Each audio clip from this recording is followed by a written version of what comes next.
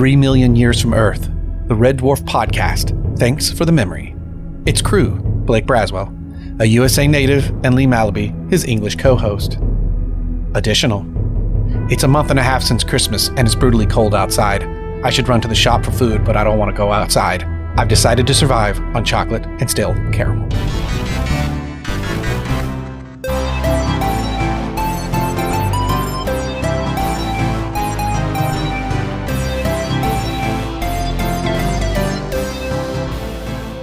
What's up, Smegheads? Welcome to Series 4, Episode 2 of Thanks for the Memory, a Red Dwarf podcast, where we rewatch every episode of the BBC comedy show Red Dwarf and discuss them. As always, I am Blake over here on this side of the pond in US of A, and chatting with me about the Red Dwarf is my good buddy Lee over in the UK. That was almost a poem. I like the way you put shop. You have to run to the shop for food, not store, so I do appreciate that.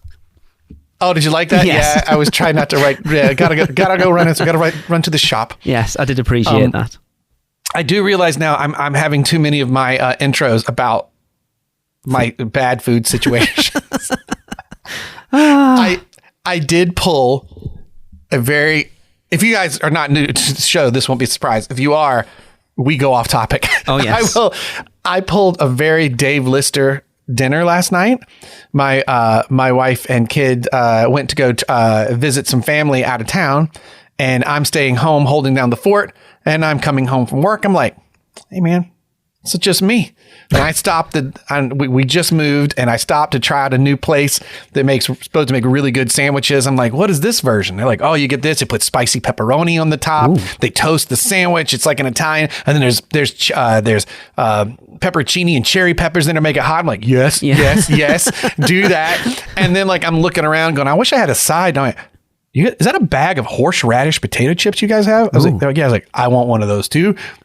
And so last night, I sit down to pop a can of lager and eat this spicy Italian sandwich and these way too many horseradish chips. Nice. And at some point, I set my can back down to get more chips, and I went, oh my God, my family has left, and I have turned into Lister.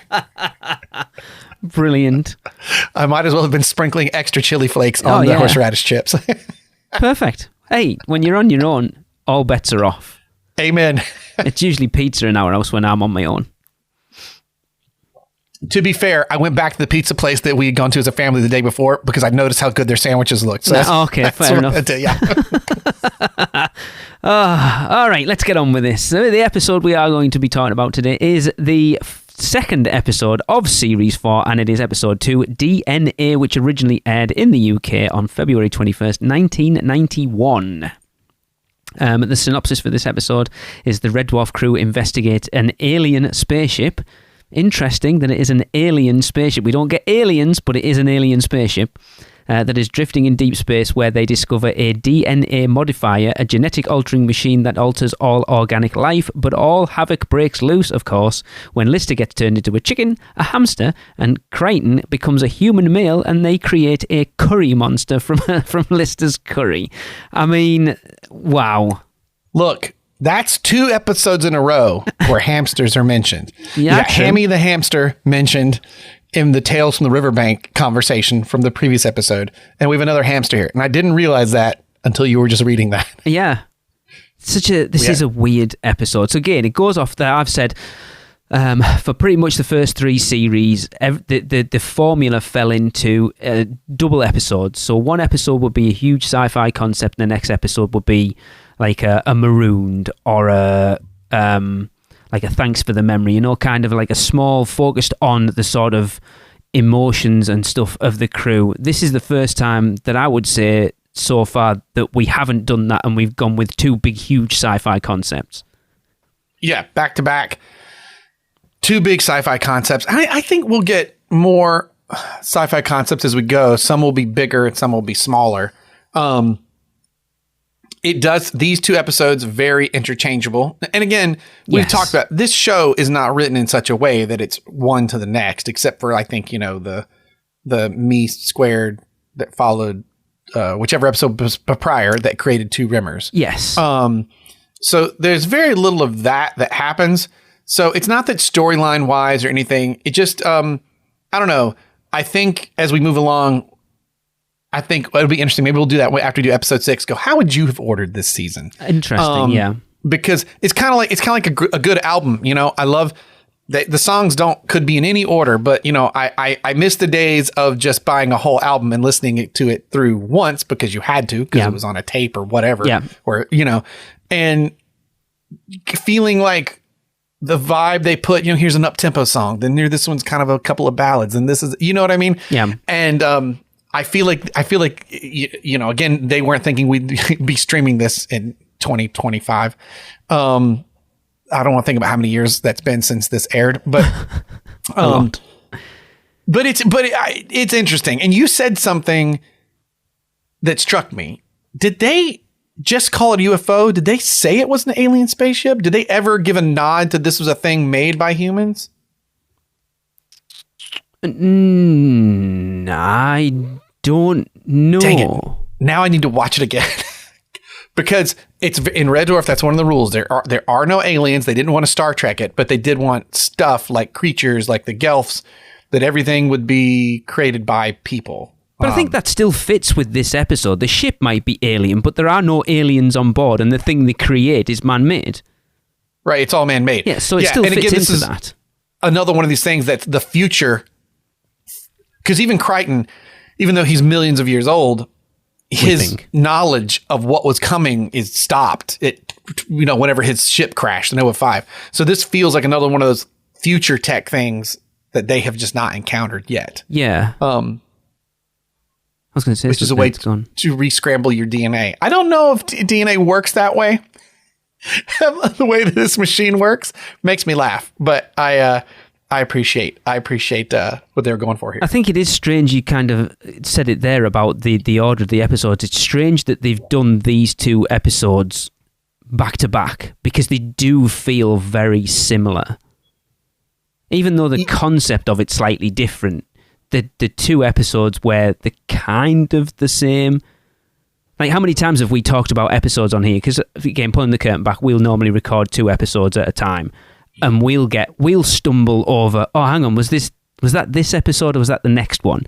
And then with these two, that they are so similar, it seems weird that you wouldn't separate them off.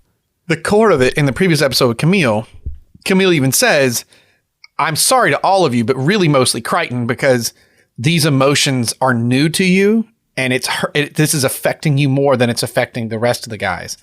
And in this one, it's Crichton dealing with his own evolution and experiencing, you know what I mean? It is kind of they're not identical, but no, they just feel the same. Yeah. They parallel with each other pretty well. You know, I'm with you.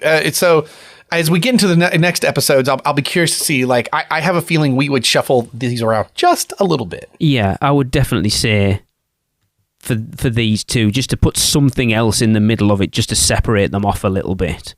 Can I tell you how much I love that they find this ship and discover... Do they say they know it's a D.N.A. thing or something? They say something prior to boarding it, and Rimmer goes off on a tangent saying, oh God, they could bring Glenn Miller back or whatever. Yeah, that's that weird reference. Why the hell Glenn Miller? And he's like, they'll be playing, Pennsylvania 5610, whatever that song is. But like, I was dying. It's such a great random reference, and he's so angry about the existence of Glenn Miller that it just cracks me up. But that goes back to what I was saying on the last episode, that the pop culture references they use are so weird. Yes. So weird. So kind of something I alluded to on the last episode of a character I feel that's been getting shortchanged a little bit. And I don't think I know you said I feel like I know who you're talking about. I don't think we're talking about the same character. I'm going to say Cat. Because I feel like since the introduction of Crichton, Cat has gone back to Series 1 Cat, where he just pops in and out every now and again and is purely there for a joke. And the beginning of this episode is what cemented it for me.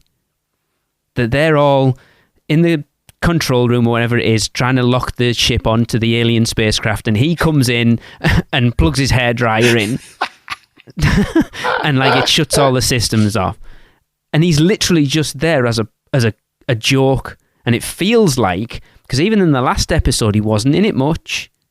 It's kind of that joke of like, what's Cat going to see when he comes across his perfect other half and it's himself? And that was about the only bit he was really in it. And I feel like this episode's the same. And I feel like Crichton has replaced Cat's position in the crew, and Cat's been pushed off to the side again a little bit to just become that comedy cat person thing again. See, that's so funny, because I thought you were going to say it was Rimmer. Really? Yeah, I thought you were going to say, I almost said it in the previous episode. I thought you were going to say it's Rimmer, because I mean, he has. See, this is what makes doing this fun. I have a completely different viewpoint. I wrote down that I really like Cat's opening stuff in this show. Not the opening, just after the opening. I like how the beginning is sort of the standard, the vanity of Cat making something funny. But then I really like that when they get down to the ship after, that's the phrase I was trying to find. Aliens, they're probably going, that Rimmer says, they're probably going to return Glenn Miller. That's what they do. All these people inexplicably vanish. They return them. We don't want him. Go away. You took him. You can keep the Smegger. But it's like echoing to the ship. God, I love that. Sorry, I had to. God, love it. It's so good. Glenn Miller, big band leader, for those of you who don't know. Yeah. For swing days. I wasn't quite sure. I asked Jason, she's like, in the mood. And I was like, okay, yeah, I know you might know. Yeah. Anything You Know by Brian Setzer probably was a Glenn Miller song at one point. Although Brian Setzer's probably an old reference. We're getting old. So anyway, to go back, I had a different viewpoint. So that's wild that you say that, because from my point of view, I took it as we started with the standard Bog, jokes with Cat and haha, he's so vain. And we got to come back to that opening. Remind me about that. But then when they get on the ship, and then Rimmer's like, I'm not going with him. You're vain. You don't care about anybody else. Yada. What I love is Rimmer describes himself. Yes. Kind of to the Cat. And so he says, I don't want this guy who won't look out for me. And then literally that's what he does to Crichton.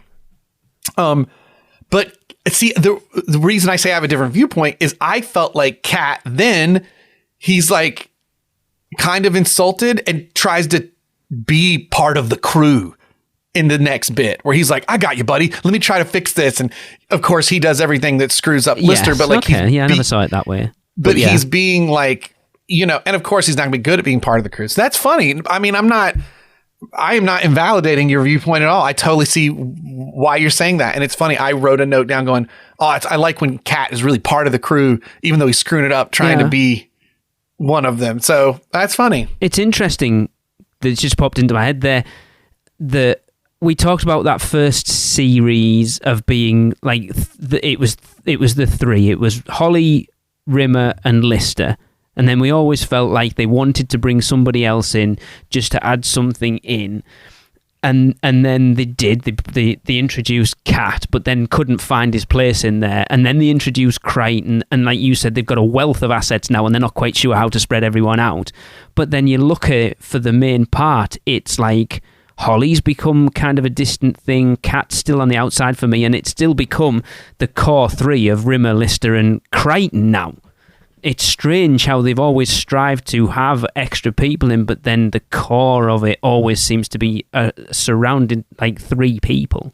Well, for me, with comedy or storytelling with characters, I like, despite the fact that Ninja Turtles are awesome, I don't like even numbers. Like it's like 3 gives you something to play off because not everybody agrees. My buddies and I that do a football podcast, I'm so glad it's 3 of us. You say that my other podcast's got 4 of us, but okay. Yeah, right. But for me, for something that you're going to argue about potentially, right? I like that there's 3 of us. Okay. It doesn't stop 4 of us not arguing. I would say that for nothing. Well, but it's just something when I'm writing that I like, because then you can kind of shift people's allegiances and stuff. And so 5 also works. I think the problem is in the early episodes, they had the 3 and Holly, and then 4, so you bring in Crichton, and this makes total sense, except they're dropping Holly, and so it's like 4.5, not 5, if that makes sense, And I wish like Holly traveled with them more remotely. I will say that's a thing that will happen later, and it does start to like bridge it all so they're together more.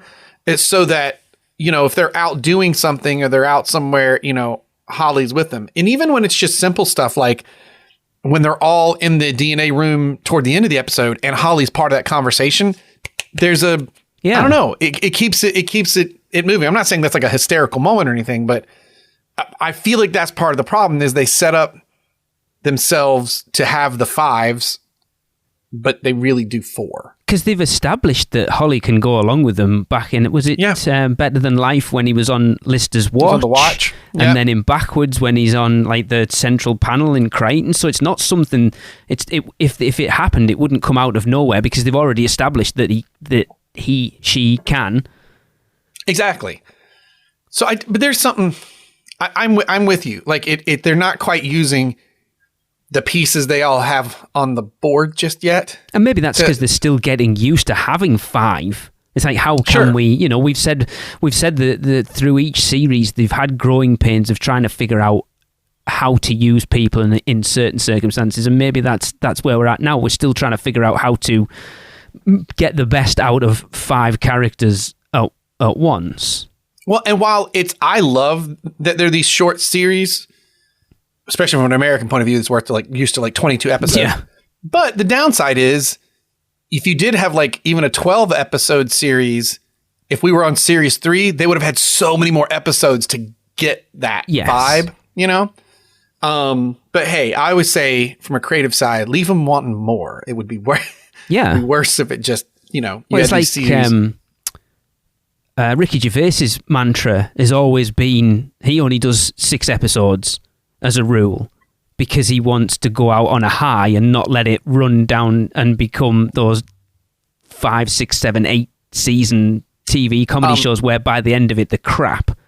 Prior to the episode, to pull back the curtain, we were discussing streaming shows. The new streaming method of going, we're always going to do 8. It seems like that's this thing that they've settled on for Netflix and all these other things. 8 episodes.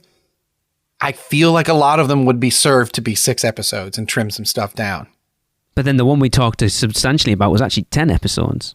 Yeah, and was great. Yeah, it was. So if you got it, if you got the material there, that's awesome. But there's a lot of them that kind of suffer a little bit. But yeah, but at least it's better than that standard 20, 22, 24 episodes, which we normally used to get. Yeah. But I agree with you. I think there's something off in the balance just yet with everyone together. But that's good. That's good from a podcasting point of view that we're coming on here and looking at it and watching it grow and change and become hopefully better. Like I say, my memory isn't great of moving forward. Oh, well, there's certainly nothing that would have had me stop and watch it the next go round. Again, the best thing about this in my original experience watching it was I don't know what these cats are going to do every episode. And then even with the change in Holly, you're like, I don't know, somebody could just go or whatever. You know what I mean? So the funniest moment in this was actually a Holly moment. I have an issue with it, but it did make me laugh out loud. Because the first 2 times I watched it, the first time I wasn't really fully paying attention. The second time I was at work watching it. So when I watched it last night, I was fully paying attention, watching it for the entire. And there's a bit in I literally laughed out loud, but then also went, I have an issue with that. But anyway, we'll get to that. It's a little bit later. Ooh, all right. I thought it was coming now. We'll wait till we get there. No, I'm gonna. Yeah, remember what you said, Blake? Always leave them wanting more. Wanting more.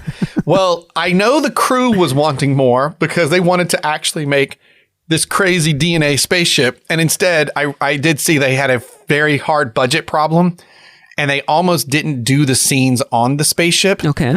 And then they managed to just make something happen, and I would say the set of the UFO, to reference my old job again, is super, let's say 2002 Horror Nights house, where it's just walls, haunted houses, because they're not lit up bright.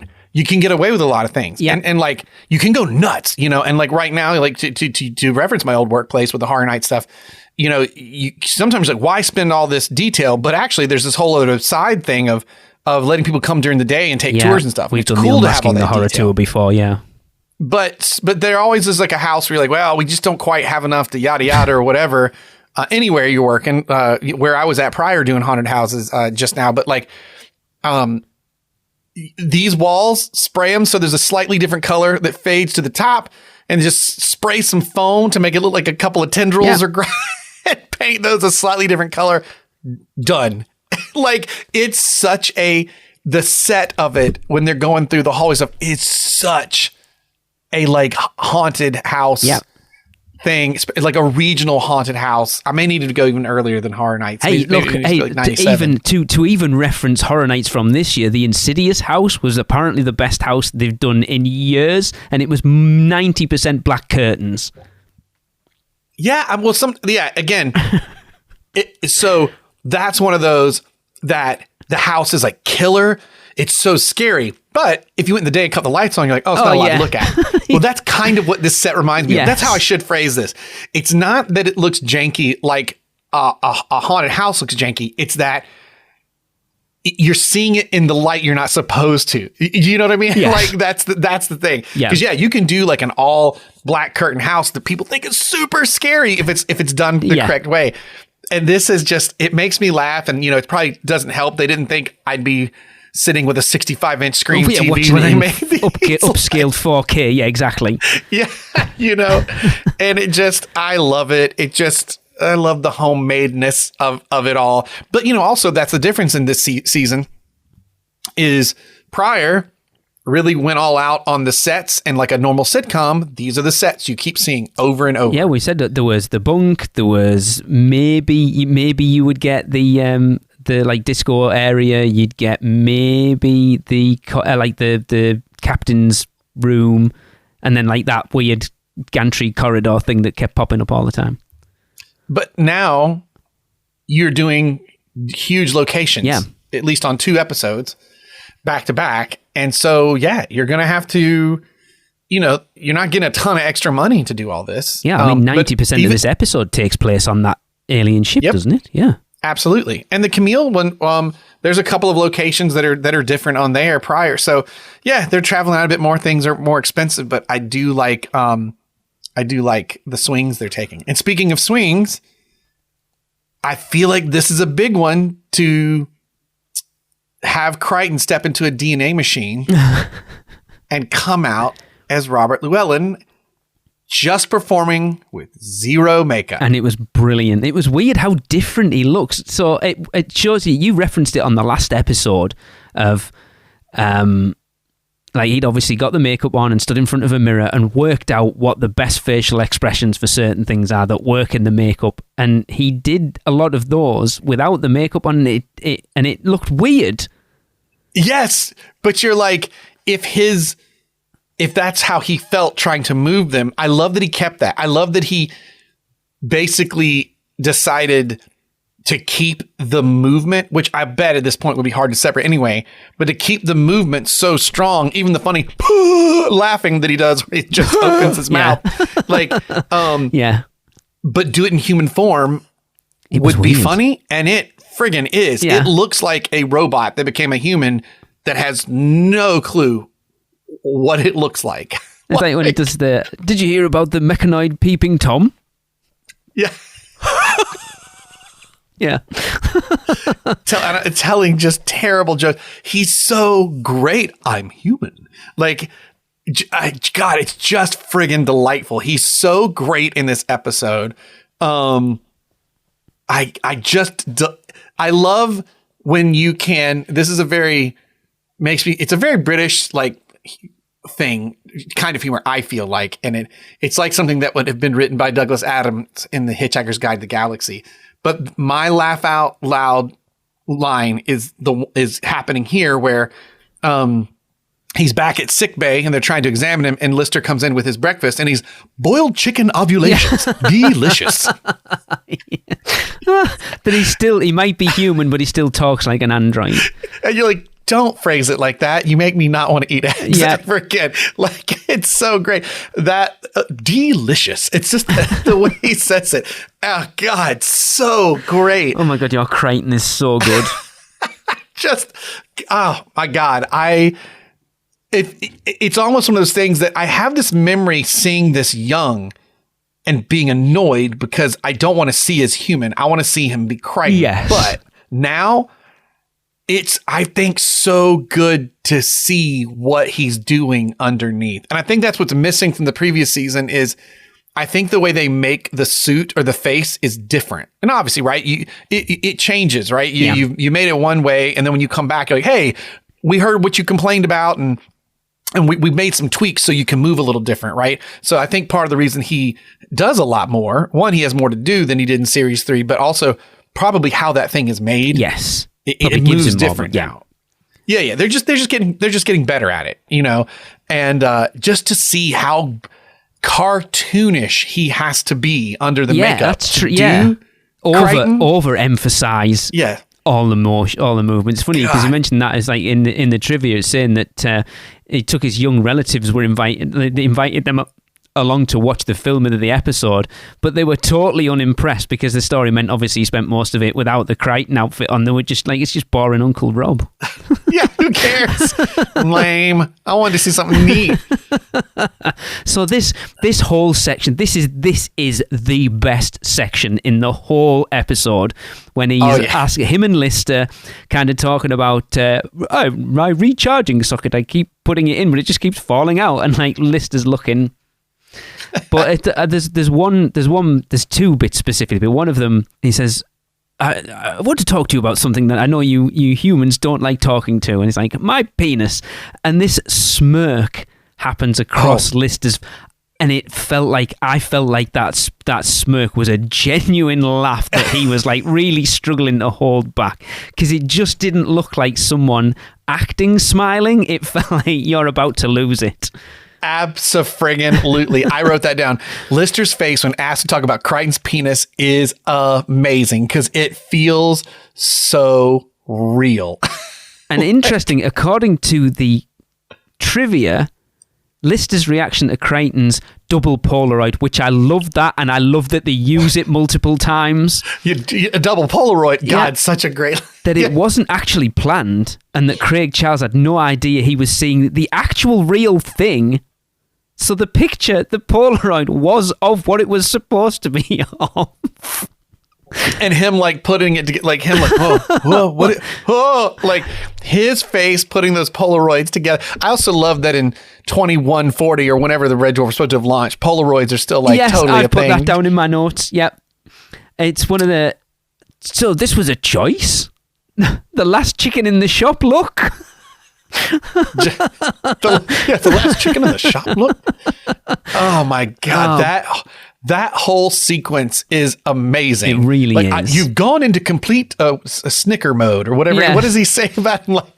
But there's a Holly comment. This is what I alluded to, that it's like it's hilarious, but it's weird.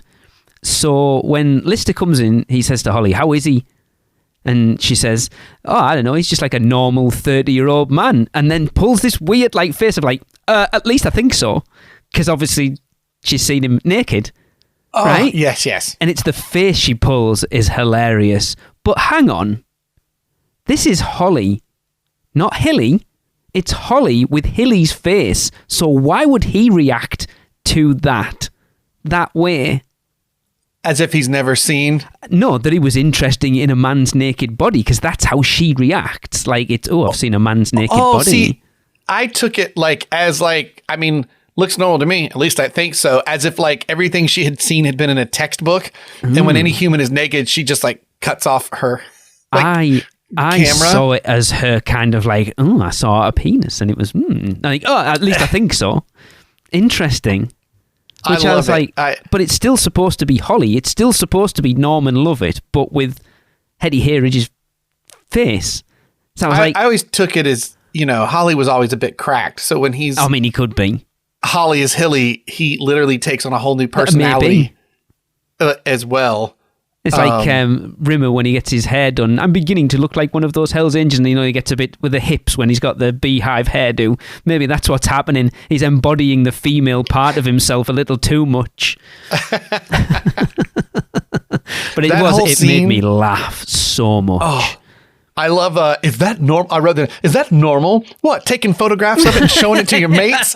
God, that one cried. That destroyed me. That's something that shows you how that sometimes there's jokes that are written for jokes' sake, and other times there's jokes that are written that feel so real, and that's one of them, because I feel like that's how I would have replied to that, to someone saying that. Is this normal? What, you mean taking photos of it and showing it to your mates? No.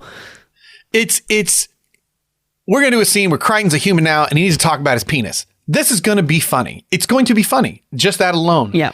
But so then when you have the ridiculous, but you write the real thing around it, Yeah. Like that's what makes it work. That's what grounds the craziness into being funnier, is this feels real. I mean, it's like a little kid. Hey, Daddy, what's this? Yeah. You know what I mean? And you're like, yeah. And I wrote again on here. It's the second episode in a row of Uncle Lister to Crichton.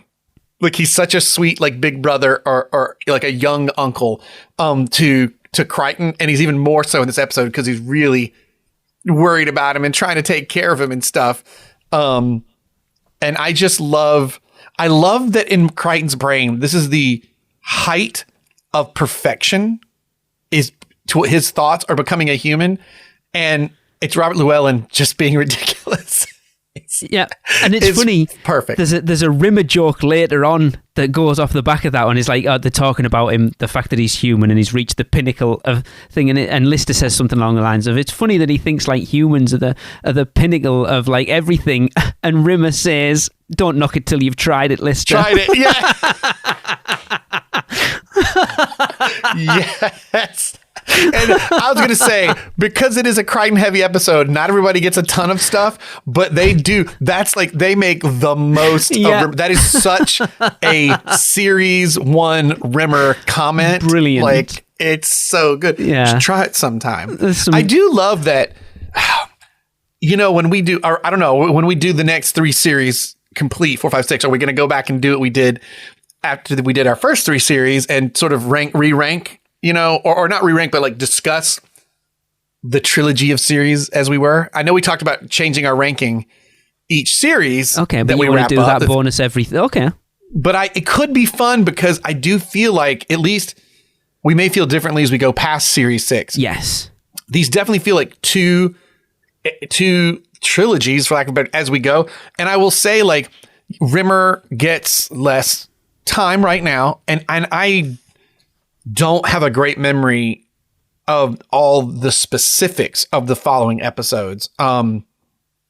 So he may pop in a whole lot stronger in the other episodes, but I do know that in 5 and 6 there are times where you're like, this is just all about Rimmer and stuff. So I find it's interesting to go back and watch this again so close together, and see how the screen time is spread out amongst the cast. But I do love when someone's not in the episode a ton and they can give a moment like that that is just perfect. Yeah, it makes you feel like he was in it more than he was. Yes. Yeah, if you're going to, it's like, to reference my other podcast, one of my other co-hosts isn't the most vocal, but he's like, if he's having one of those days where he kind of zones out, he'll pop in with a one-liner that's like just slays everybody, and that's very much like Rimmer was in this episode. I'm glad you were here for the whole hour to drop that gold line. Yes. I feel like we should have got another episode out of this, or if we'd have done this episode in season 1 or 2, because it's something I've noticed. We talked a lot about the first 2 series of having kind of split episodes. There would be 2 ongoing stories. So I'm waiting for God specifically. You've got the garbage pod, and then you've got the guy down in the thing. I want to see the episode, or part of it, they've done of this, when Rimmer's talking about, he finds a piece of DNA, finds a piece of dandruff of himself on the ship, and he's talking about cloning himself. I want to see that episode. I want to see him clone himself from a piece of dandruff. And again, a great cat line is like, next time you go in the shower and you use medicated shampoo, you'll just disappear. Yeah. I'm like, that's such a great joke, but I want to see what would happen if they'd gone back and found the ship again, like Rimmer snuck off in Starbug and took his little piece of DNA, even though he couldn't now because Cat sneezed all over it, but actually cloned himself, what that would look like. Because I think that would be fun. I love that. You might have this in the trivia, but at least I don't think that the sneeze was scripted. It was a thing that Danny John Jules did in rehearsal. Yeah, I saw it in the trivia, but I didn't include it. Yeah, I like that. That's that kind of stuff that is gold. It's just totally gold. There was an English-ism. I'm sure you... to be honest, I had to look it up because I wasn't sure. I can't remember which bit it is specifically when... I think it's Lister talking to Crichton, and he's talking about, when I split up with my girlfriend and I was feeling really pony. I was like, pony? That's a new one. I haven't heard that before. What is that? Pony. So I looked it up, and it basically means just feeling and it comes from, again, Cockney rhyming slam. It's pony and trap. Crap. And I was like, oh, okay, that makes sense. Okay. I don't think I catch that. I thought he said poorly. No, I misunderstood. Pony, yeah. I was feeling really pony. It's interesting because poorly isn't a word. People find it hilarious when we use the word poorly in poorly, however you want to pronounce it, as a UKism for being ill. Like, poorly, what the hell does that mean? So strange. But yeah, pony and trap crap. Yeah, I was like, okay, I get it. Oh, is this the one where he's like I'm going to share something with you because I kind of... did one over on my class system. Don't tell anyone. One day, I went to a wine bar. And he's like, what? And that's it? Dead quiet. just dead quiet. Like, you went to a wine bar? Shh, don't tell everybody. Brilliant. I love how concerned he is. I love that Lister loves Crichton for who he is. Like, it's such a sweet thing. I adore the spare head conversation. Oh. So I have a thing for a Yorkshire accent I find hilarious. So that third head is absolutely brilliant. When he's like, I don't need no bugger to look after me. I might be half mad with siliconitis, but my voice unit's been shot to buggery. But you don't need sympathy from the likes of me. And I was just like, that's such a choice to make for it to have that accent. But oh my God, it was brilliant. That whole bit was delightful. I don't know if the spare heads come back. I don't remember if like they come back as like a scene again. I know there's the idea that I love it. I also, were you surprised? He said, what about you, spare hand? And the spare hand gives the 2-finger salute. It didn't do the middle finger. Yeah, it was. It's because we've talked about this, haven't we? Because the Scutters used to do the V's. Yeah, but then in Better Than Life and something else, they give the finger. So it was an interesting... Crichton gives the finger. Yeah. In the first episode, the series 2, does, his debut. And when they jump on the motorbike, when they're at the golf course in Better Than Life and they leave Rimmer behind, they do it. Cat and Lister used the middle finger. So it was a weird... That effect was terrible, by the way. It was quite obviously someone with the hand stuck through. I know. It was awful. Like, it was as bad as the Scudder hands. I'm like, surely there's a better way you could have done that. There is some fun body part stuff coming for Crichton. Are you familiar with the Crichton monologue? Swivel. Sit on this mid-digit and swivel. No. Oh, I can't wait till we get an episode. There's more of Crichton flipping off coming, and oh God, it's so good. There's a lot. I was realising that going through this, there was a lot went on in this episode. A lot. Yes, because I'm going through my notes and went, oh my God, right. There's a friggin' curry monster we haven't even gotten to. I mean, like, this episode, that whole bit feels like it's from another episode. Like, because just dealing with, and I guess on the second viewing, it hit me more so of, man, Crichton coming to the realization and wrapping up that, like, this isn't working out, him being a human. Yeah. Like, it's not that he wants to be more human. He wants to have the freedoms of human, but be who he is, kind of. Is that kind of the theme of the story? And and then this happens, and you're like, oh, weird. Like, that could be its own episode, but he comes to the realization fairly quick that this isn't what he ought to do. I mean, because he has the conversation with the three heads, and then later he's like, you know, talking to Lister about like, yeah, you know, like I treated my own people bad. And he gets to the point pretty quick, and then you get to this D.N.A. thing that they're gonna try to switch back, and then they try it on a curry first. Like why you would, but all right. But I also love. So this is weird. Yeah, did you mark this down? We talk about how this show doesn't normally sequentially reference itself, and it references the polymorph because now this is the second curry monster, basically, kind of thing. Yeah. But he references the polymorph. He even says, like, do you remember 6 months ago, the polymorph? It was a year. It was a year to the day. It was, but doesn't he say 6 months as a line? I think he says a year to the day in the actual... Okay. I have the script up in front of me. Let's have a look. Yeah, look at the script because it is literally a year, I think, from the episode. But when I read that trivia, I thought, that's weird. I thought he said 6 months, but... in the actual like script itself. That's interesting. I've got the script up. I thought it said a year. Polymorph. I'd be really curious to know because it hit my ear. It surprised me when I read that. 12 months. Said, remember last Easter, 12 months ago to the day, the polymorph. So he said 12 months, not a year to the day. That's okay. I just misunderstood him then. Yeah. Yeah, but they don't normally reference back, especially not like a season ago. No, yeah. And again, in a time and age when you weren't watching stuff like this, this is pre the DVDs coming out, right? And maybe the VHS seasons had come out. The VHSs probably would have been out at this point. But had they? Because was that a thing that was happening that people would get TV shows on VHS at that point? Was that a... Let's have a look, shall we? Red Dwarf VHS release.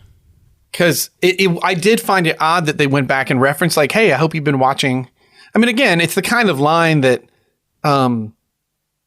doesn't matter if you've never seen it. It just sounds like, oh, but it rewards you if you have.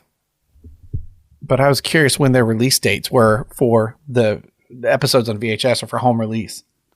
So, no, then the release of the Red Dwarf 1...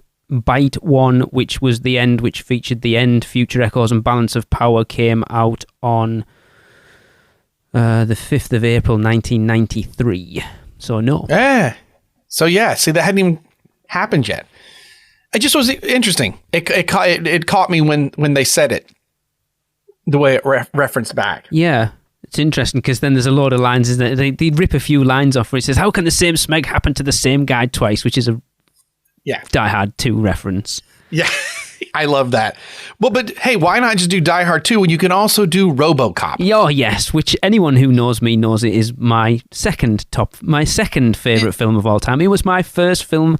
We won't get into, Blake knows what my number one favourite film is because we've had many, many debates over it. So, this was always in the opening, right? In the opening, it shows him as RoboCop getting splattered with the curry. And it was one of those, I saw that over and over before I think I actually saw it going, what is that from?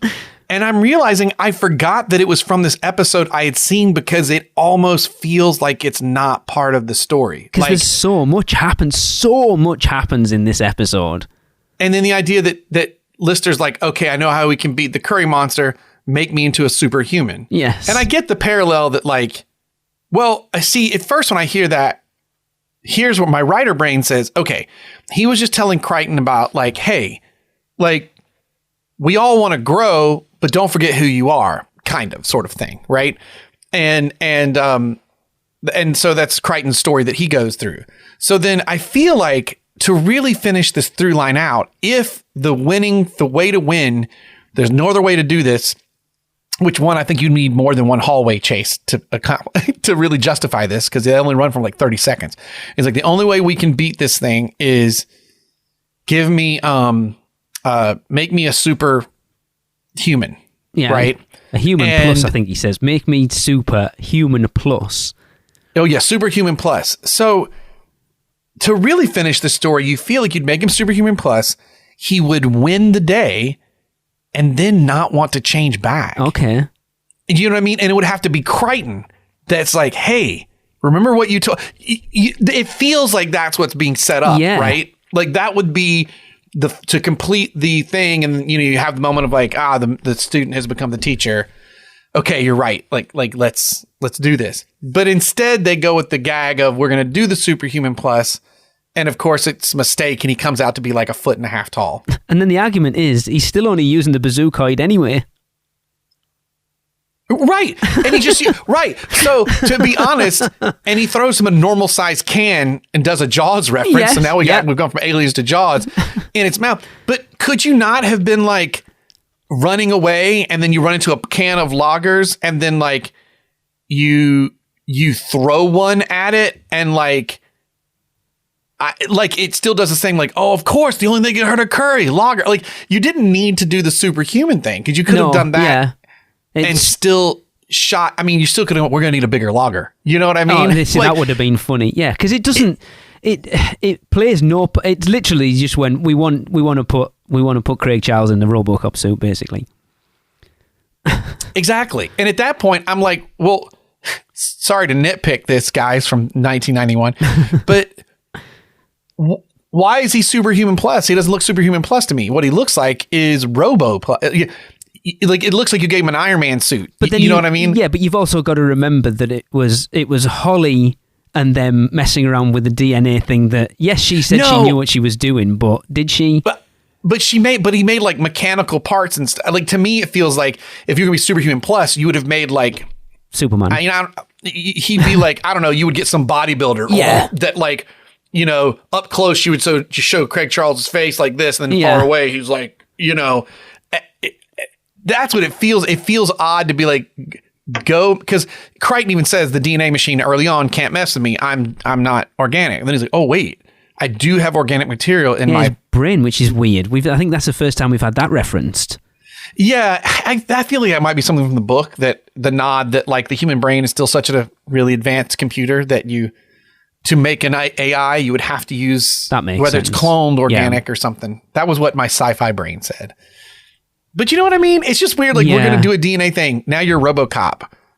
But so I asked, so they moved to Shepperton Studios. Was there just a spare RoboCop parts laying around? Where was RoboCop filmed at? I wouldn't have thought it was filmed over here, was it? That's interesting. No, I don't think it was at all. But why is that there? It wasn't. That was not. That was RoboCop. Like that's a RoboCop that some dad built his kid for Halloween. Yes. Oh, you know what? We skipped a joke that I loved. Okay. Which was a famous guy named Descartes, and he said, "I am what I am." That was Popeye the Sailor Man. Yeah, but then they bring it up again later. It's like, Popeye the Sailor Man once said, or Popeye once said, "I am what I am," and he goes, "I thought it was Descartes that said that."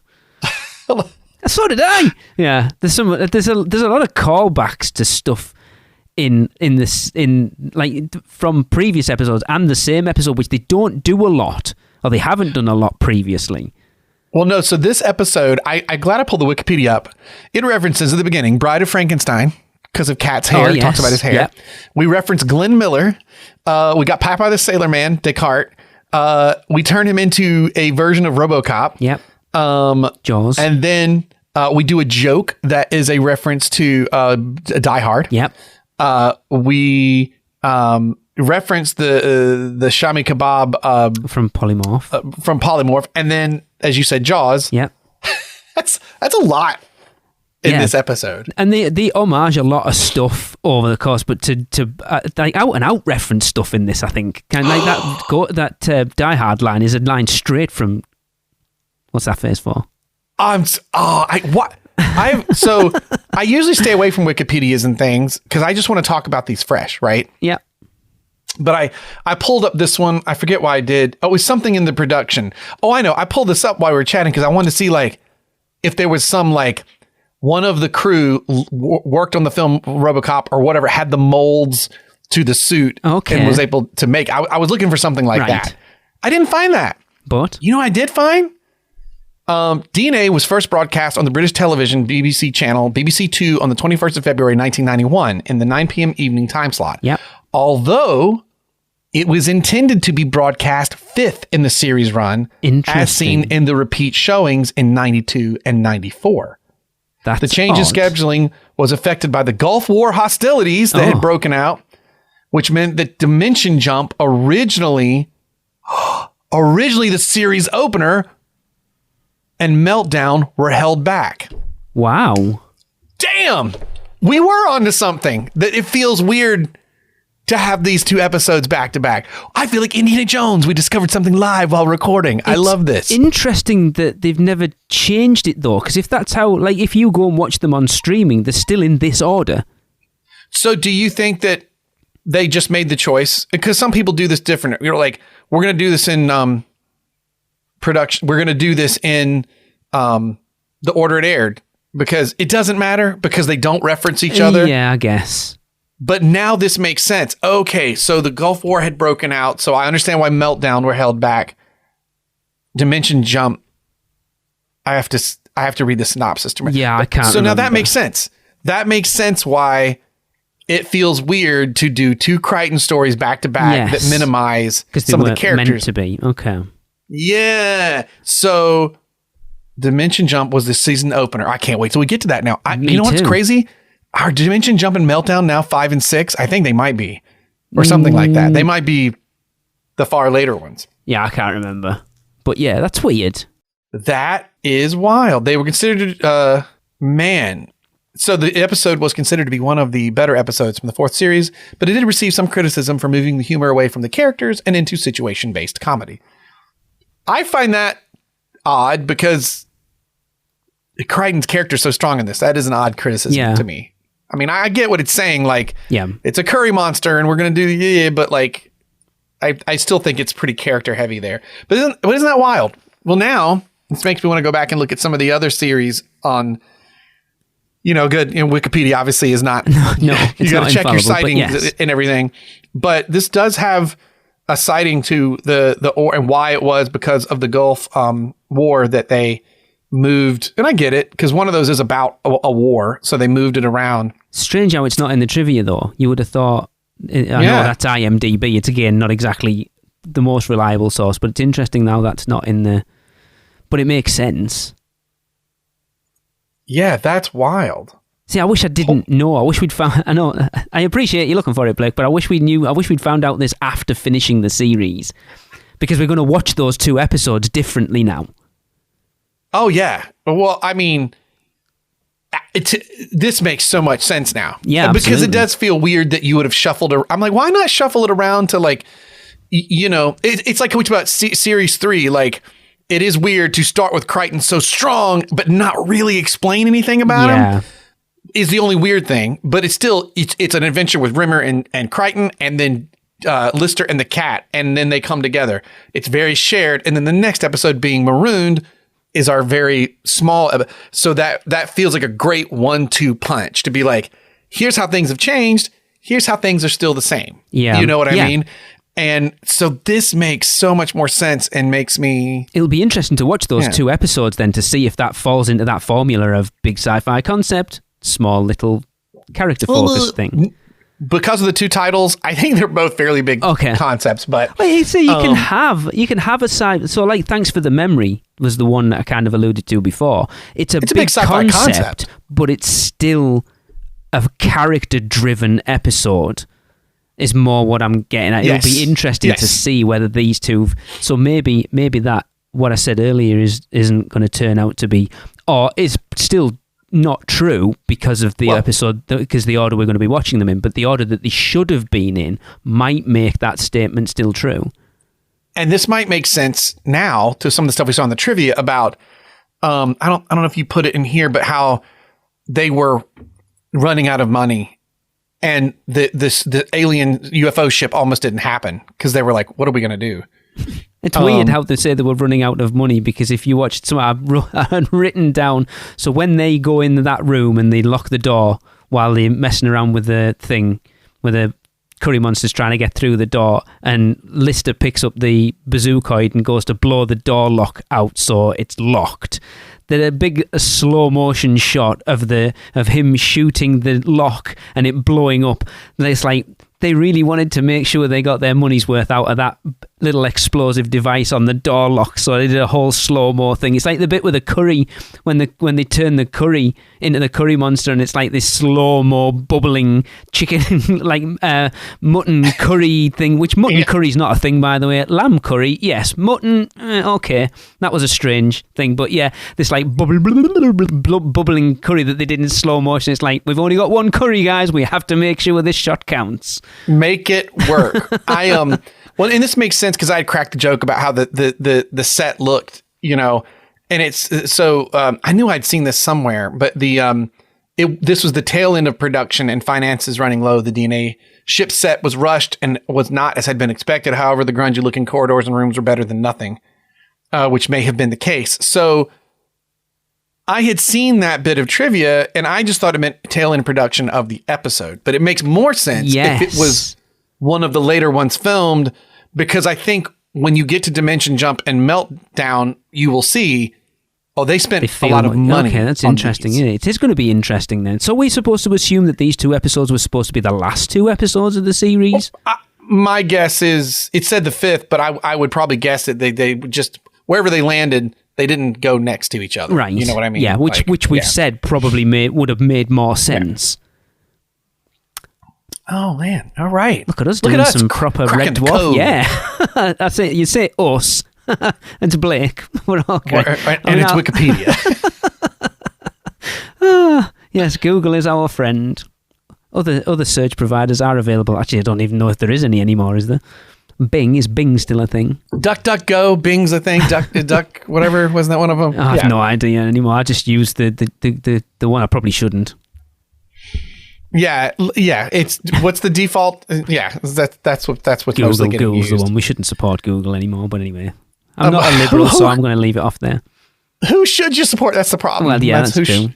Sorry, I've been accused of being a liberal on our other podcast because I mentioned J.K. Rowling's current how people view J.K. Rowling in the larger world, and I'm basically chastised for it because I mentioned it once and I didn't even say anything about her specifically. I just went, yeah, we all know what people think of her right now, and apparently I'm like the worst person on the world because we wouldn't have Harry Potter if it wasn't for J.K. Rowling. It's like, hey, look, I get how she is, but I love Harry Potter and I love that she wrote them, but she's a bit of a weirdo now, and that's also, anyway. You didn't say anything that isn't true. There are a ton of, whether you agree or not, there's a ton of people that don't like her right now. So you just said a fact. Yep. Yeah. And people have been leaving us iTunes reviews about it, and yeah, okay. Anyway. I'll go leave a good I'll go leave. I appreciate that. I'll try to balance it out.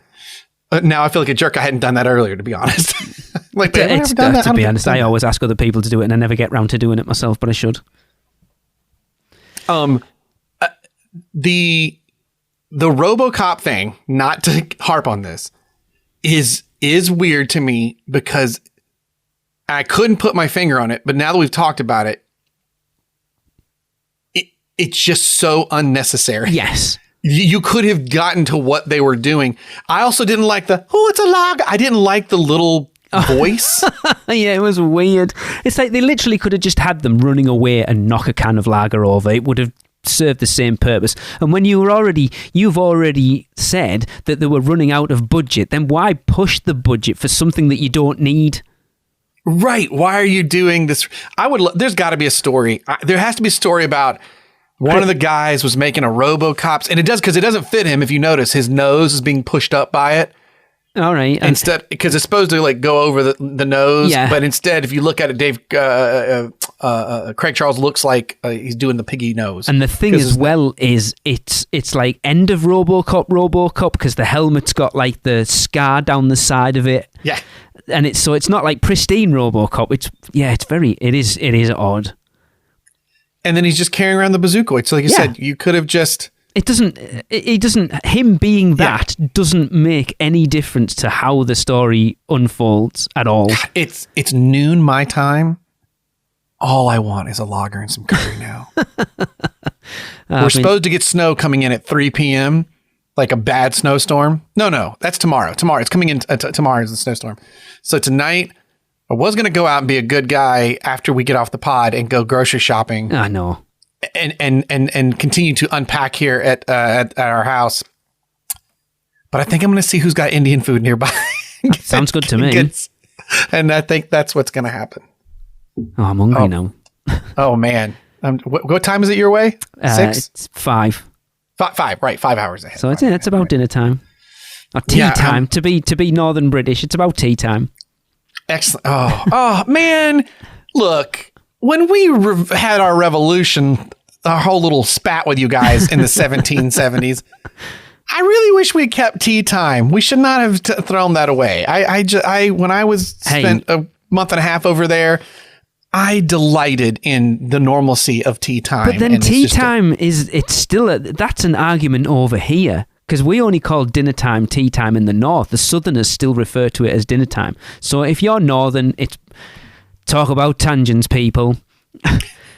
Breakfast, if you're in the north, it's breakfast, dinner, tea. So dinner is lunchtime and tea is dinner time. So breakfast, dinner and tea. But yeah, if you're down south, it's breakfast, lunch and dinner. So even in our country, happens. Tea time's just dinner time. Like dinner time. But when does tea time typically happen? Tea time? Like 6 o'clock? When people get in from work, it's like your evening meal. That's what we call it, tea time. Okay, but so then down in the South, when I watch all these shows and they're having a meeting and they're like, oh, it's tea time. Is that like, could just be any time? Or is it like, no, typically 3 o'clock is like, I'd see if it's a Southern thing and they're talking about tea time, that would be literally a time to have tea. So I don't know. I suppose it's like high tea, like an afternoon tea, like sort of, maybe 3 o'clock. Because to be fair, my time in the UK was spent even further north, entirely in Scotland. And I was staying with... proper. Yeah, they're definitely breakfast, dinner and tea people. Well, but I just remember like this friend of mine, I was staying with his family for a couple of days and being like, I feel like it was around 2 or 3 o'clock and it was like, hey, we're going to have you want some tea? And it was like... Yeah. But like the thing that blew my little American mind, I hope the British listeners appreciate this because it's so normal for you. But the fact that they were like, we're going to have some tea and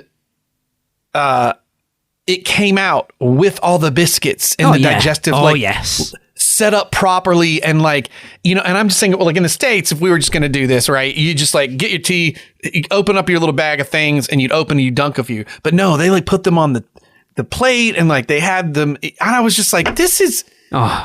effort to be productive in America, quote unquote, all the time, I wish we took a breath to do little stuff like this because I just loved how I'm sure every house I would go to would be a little different, but everybody would have this ready to go. I don't know. Afternoon tea isn't like at home. It isn't such a big. We are really going off on a tangent, by the way. I hope you're enjoying this, people.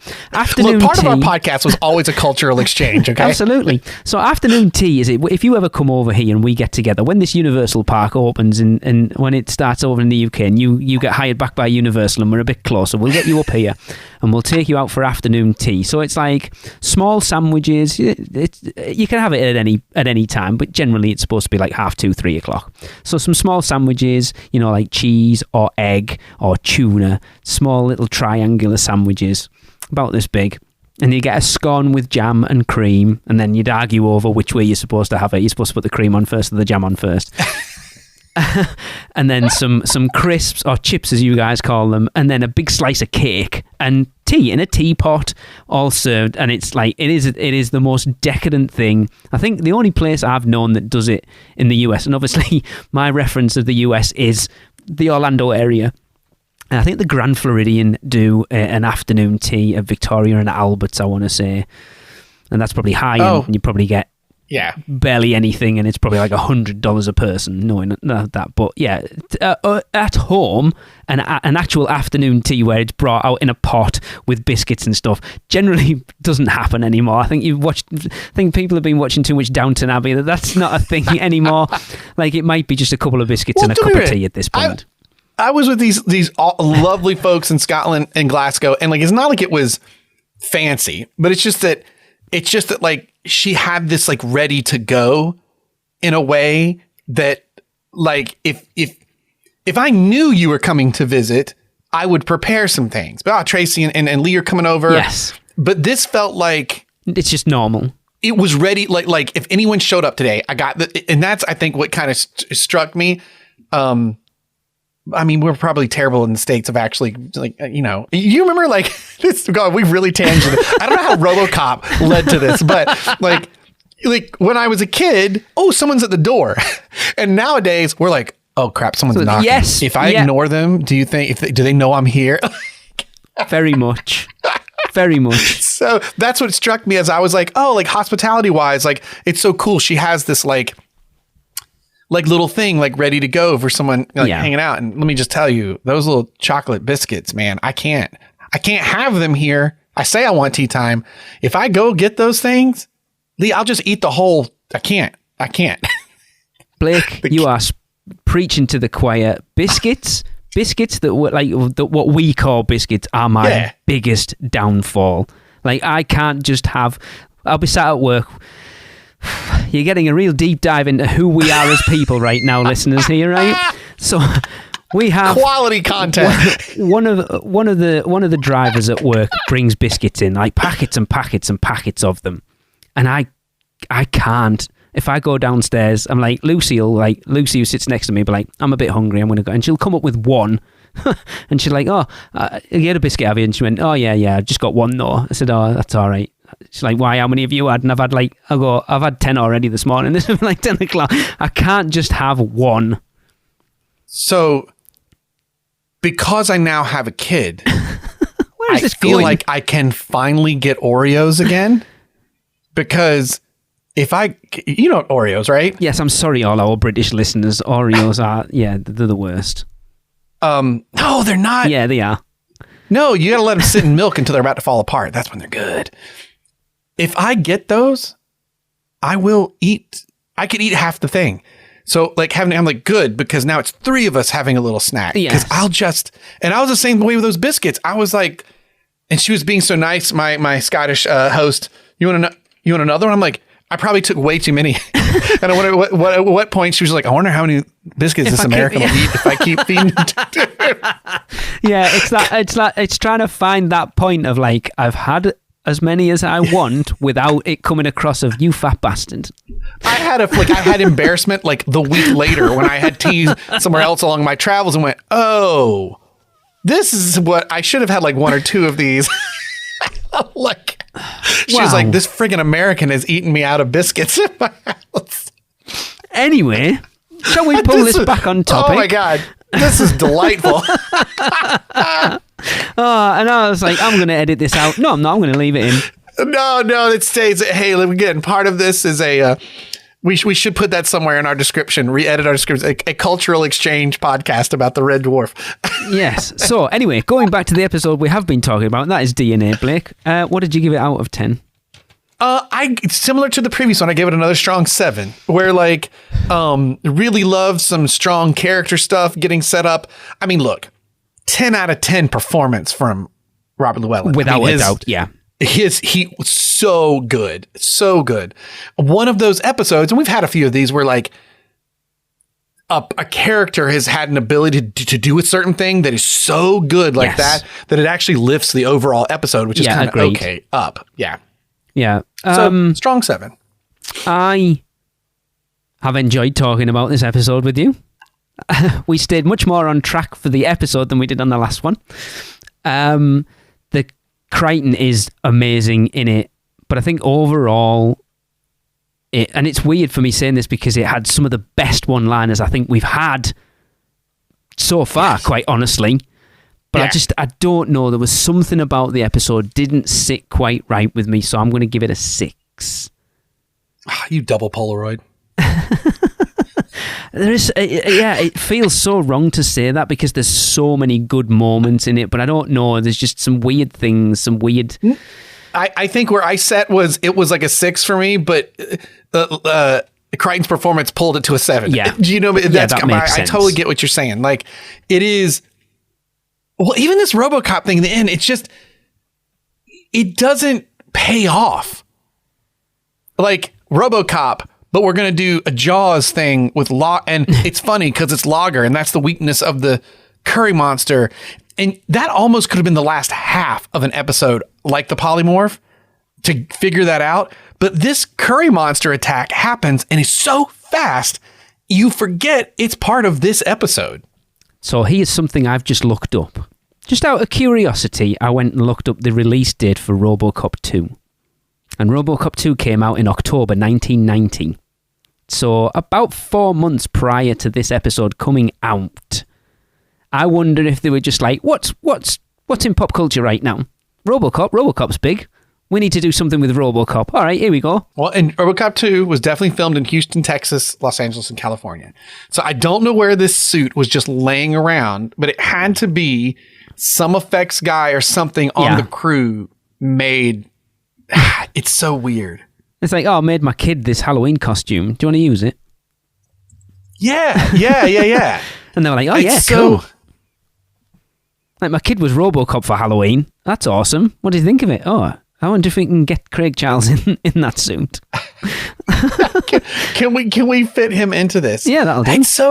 It's so weird. And he's got weird. They call like weird moles on the side of his face. They did something weird with the side of his face. I didn't notice that, but yeah, it was very strange. Again, for it to be the Superhuman Plus, it just didn't. No, it really didn't. Yeah, very odd. It's very odd. In a perfect world, like the technology didn't exist. You've seen Free Guy with Ryan Reynolds? Yes. And they managed to do that amazing deep fake of his face onto the super big bodybuilder. Yeah. That would be amazing. Yes. That'd be amazing. But anyway. But, whew. That was a show of topics. That was a fun one. I just love. I'm going to quit saying it because I don't know why I'm surprised each time. God, I know. I love where these episodes take us in conversation. I hope everyone is enjoying the talk as much as we are doing it. I just hope I'm getting all this British stuff correct, because I don't want all our British listeners to go, what is he talking about? Is he even British? They're going to go, I've realised that all our listeners now are like, these actually both live in the US, don't they? This Lee guy's lived in the US for 20 years and is so detached from the UK at this point that he thinks he's talking about British stuff, but he doesn't really know because he doesn't live in the... trust me, I have lived in the UK for my entire life. Just in case people are wondering that. So that's how I got away with being quote unquote British and pull the curtain back a little bit as a performer doing the sort of trunk show pantomime shows over the United Kingdom in Epcot. Yeah, the UK section of Epcot. Yeah, I was Scottish, and Scottish folks would talk to me and pull me aside, and I would just be like, they're like, where are you from? And because I think I told people I was from Pitlochry, but I was just telling them, I've lived here for the last like 20I years. Oh, so I was like, and they would always believe me. They'd be like, oh, that makes sense. That's why you kind of have a bit of an American accent with it. But I was like, well, good. If I'm good enough to make you convinced I was born there, but I haven't been there for the last 10, 15 years, I feel that's pretty good. Because it's weird. I watched that video and went, oh, Blake's accent is not good. Although Adam's was really good. You watched the one we did the Christmas Carol? Yes. It's also not good because I was peeing my pants through that experience. That guy was hilarious. It's on YouTube. We'll have to share it. Share a link of it on our stuff. My wand keeper Scottish accent, the Harry Potter experience was much better. Okay, yeah, because we met your co-actor in that when we were in Florida, Adam, in December. Oh yeah, that's right. First time, yeah, it's cool. Oh my goodness! He had all the peeks behind the curtain. He had a very different take on the wand keeper experience. He was very surly. It was quite funny. Oh, really? Oh, okay, we'll have to talk. We'll have to talk after this. I'm very curious. It was funny. Anyway, all the topics, all the tangents on this episode. Yeah, that'll bring us to the end of this Red Dwarf / British American cultural exchange / theme park conversation podcast. Be sure to follow us on Facebook and Instagram at Dwarf Memory and Twitter at Dwarf_Memory for all the show updates. I think considering we both have a theme park, like how much we're involved in theme parks, the fact that theme parks haven't come up on this podcast as much as they probably should have done, I think is a testament to how well we've reined it in, to be fair. You know what? Amen to that. Please subscribe, rate, and review the show wherever you can. We'd really appreciate it because it'll get us out there and people will see us more. And of course, you can email us your comments and thoughts to dwarfmemory@gmail.com. The next episode we will be discussing will be Series 4, Episode 3, Justice. One of my favorite little dumb physical gags is in this. So make sure to watch before you listen to that episode. Did it work? Kind of. What do you mean, kind of? I mean, kind of. We ain't got time to change you back, so let's scoot. Come on, Stumpy. Wait for me. I can't keep up. I'm knackered. Of course, lager, the only thing that can kill a vindaloo. Has anyone got a poppadom the size of Lake Michigan? This stuff's really good. This guy is pure class.